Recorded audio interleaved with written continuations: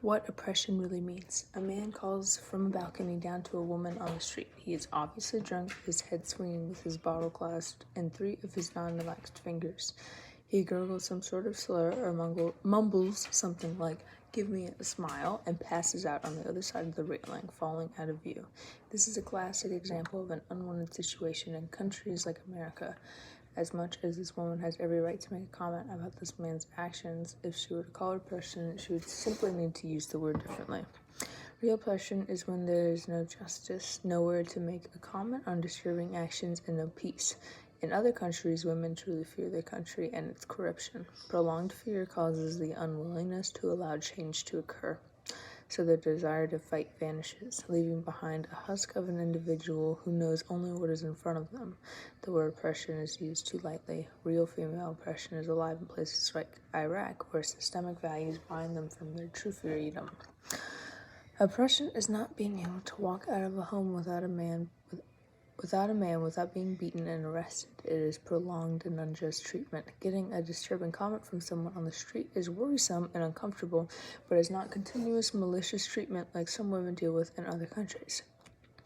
The truth of this is shown in most Muslim-dominated countries where women are treated inherently less than men. True oppression is shown in the systemic values of the country where people carry out these ideals or experience the wrath of a corrupt government. To discuss female oppression in other countries, the true meaning of the word oppression needs to be defined. The presence of laws that oppress women is the defining factor of real oppression.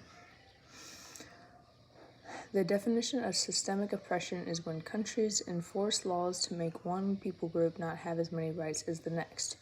Women in predominantly Islamic countries have no rights, no way to have justice, and live their lives being afraid of every corner of every street. It is different from having a bad situation occur and being able to report it to the police.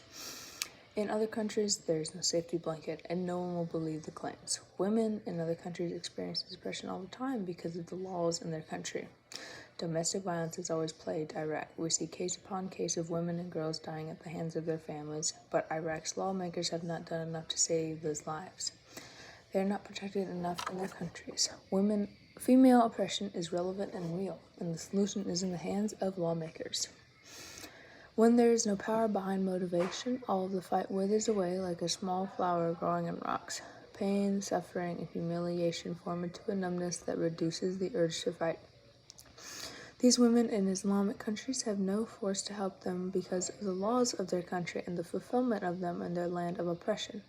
They stumble blindly through their lives, creatures so abused and mutilated in bodies so dimmed and confused by pain that they consider themselves unworthy even of hope.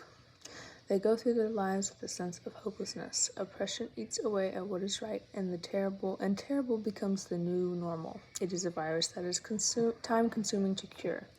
America is an oasis of mixed colors and opportunity. However, people who live in America seem to take what they have for granted and throw around words like poor, starvation, and oppression to describe minor situations they face.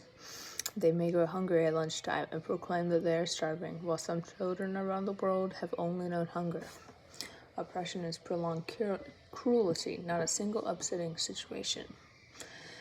In Muslim-dominated countries, these American freedoms are not expressed. Al-Fatma writes, "If that is so, then there must be another reason as to why Muslim women living in Muslim-majority countries or Muslim communities in the West are often deprived of the same rights that are granted to their Western counterparts.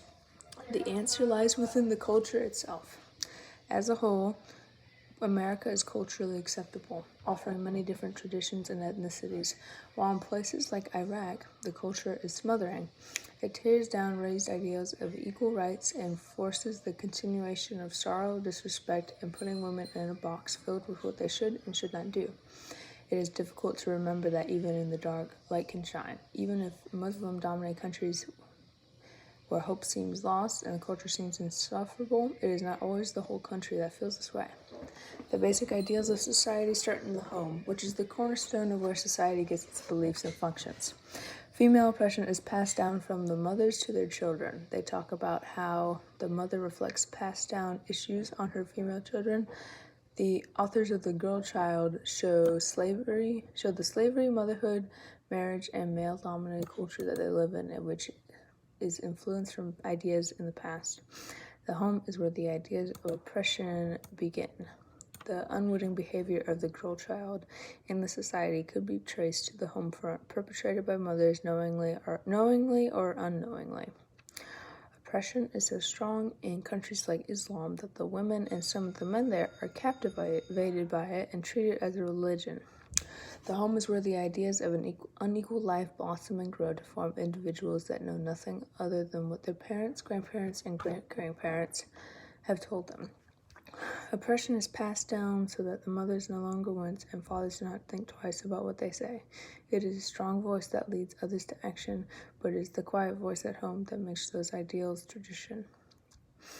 Even though oppression is not currently active in the United States, sexist commenters and loudmouth people will always be there. Many women in this wonderful country have been victims to unwanted words and touch. However, it is best to execute the rights that each American has and speak up about the situation. Women in Iraq, places that seem like they're on the other side of the world, have no voice. It is as if it is carried off by the cutting winds of oppression.